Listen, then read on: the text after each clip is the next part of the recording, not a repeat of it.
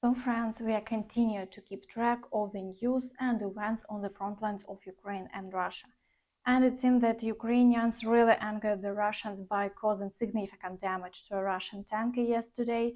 In response, Russia immediately decided to shell almost the entire territory of Ukraine.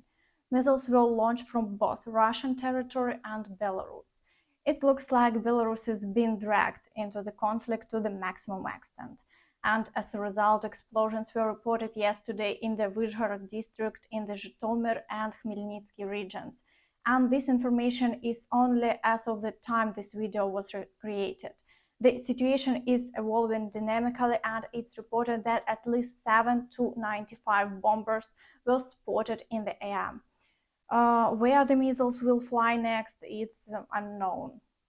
But before we start looking at the changes on the front line, I ask you to hit the like button, subscribe to the channel, and click the notification bell to stay updated on all the latest news. And let's start with the Swatovo direction. Here the occupiers claimed yesterday that they captured the village of Novoselivske, where battles have been ongoing for over half a year. However, for now, only the Russians are reporting this capture. The Ukrainian side hasn't confirmed this information. Therefore, the front line remains unchanged for the time being. Moreover, there have been no reports of new combat actions in that area in recent days, and currently only shelling has been reported in this direction. And in the Crimea and Siversk region, the situation remains stable. The occupiers are conducting shelling here as well, but without any offensive actions. In the Dvorichny direction, shelling of their adjacent territory and Kupiansk continues.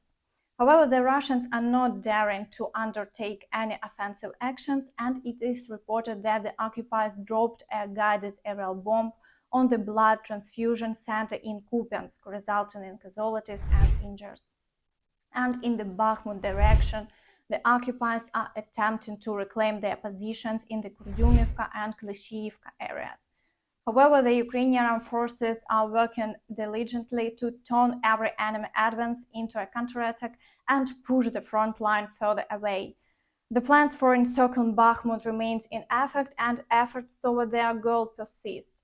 And the Ukrainian armed forces report that they continue to consolidate their positions in Klishchiivka, with control over more than half of the village, and the rest remains in a gray area, and the occupiers are attempting to prevent the Ukrainian armed forces from firmly establishing themselves in new positions. And in the Avdiivka direction, the occupiers continue their attacks on the outskirts of the city and shell the areas of Keramik and Severny. Artillery preparations have been ongoing in this region for a week now, but they haven't launched any anticipated offensive that was previously expected to encircle Avdiivka. And it appears that the occupiers are facing challenges with their reserves, leading to a decrease in the frequency of their attacks. And further south, the occupiers are advancing in the area of Krasnohorivka, Staromykhailivka, and Mariinka, and shelling has been intensifying. Russia is allocating significant resources to this area, attempting to eventually break through to Kurachovo, which is only 13 kilometers away, and then proceed westward to get behind Vuhledar. And speaking of Vuhledar, in this direction, the occupiers have also realized the significant danger and are trying to maintain constant shelling along the entire front line. They are carrying out offensive actions in the fields around the Makarivka area. However, over the past day, there have been no changes along the front line, and the Ukrainian armed forces haven't conducted any new assault operations so far. And in the Zaporizhia direction, the occupiers are similarly continuing their offensive actions in the Novopokrovka area, attempting to regain their lost positions. However, the Ukrainian armed forces have breached the first line of defense here and are preparing to advance further. A powerful artillery preparation is underway, so we are awaiting further developments. And in the Kherson direction, the occupiers continue shelling along the entire front line. And in response, the Ukrainian armed forces are also destroying occupied positions on the left bank. However, there have been no new advancements so far, and the front line remains unchanged from before.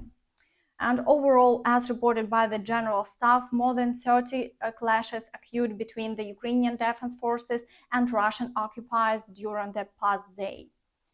Furthermore, Ukraine has issued a coastal message declaring the water of 6 Russian ports in the Black Sea to be under military threat. This is stated in Coastal Message number 118, published on the State Hydrography website. The message emphasizes that it pertains to the waters of the internal and external road states of the ports of Anapa, Novorossiysk, Gelendzhik, Tuapse, Sochi, and Taiman.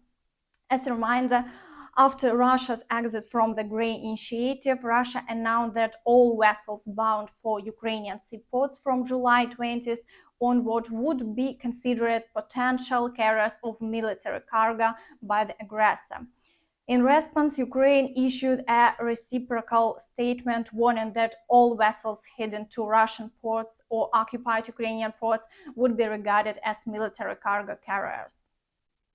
And meanwhile, participants of the summit in Saudi Arabia have reached an understanding regarding respect for Ukraine's territorial integrity, according to Corriere della Sera, citing sources within the European Union.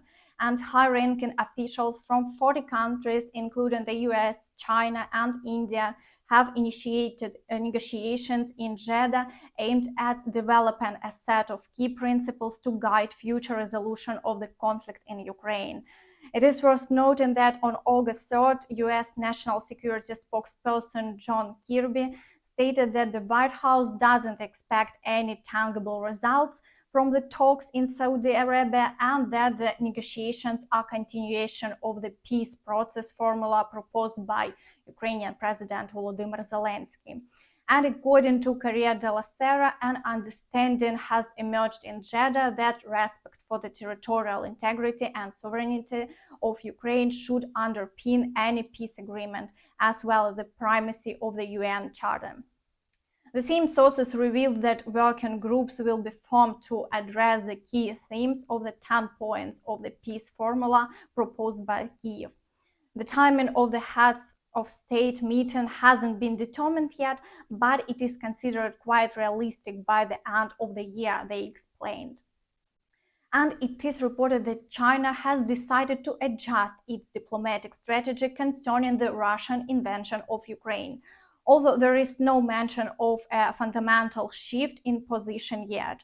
This is discussed in an analytic article by Reuters, and according to an analyst, China's decision to participate in the international negotiations in Saudi Arabia dedicated to the topic of ending the war in Ukraine indicates potential changes in Beijing's approach, but not a withdrawal of support for Moscow.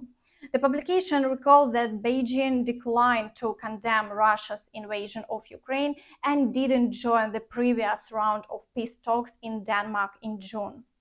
However, a Chinese representative has now participated in the summit organized by Saudi Arabia, where Ukraine is advancing its plan in the absence of Russia.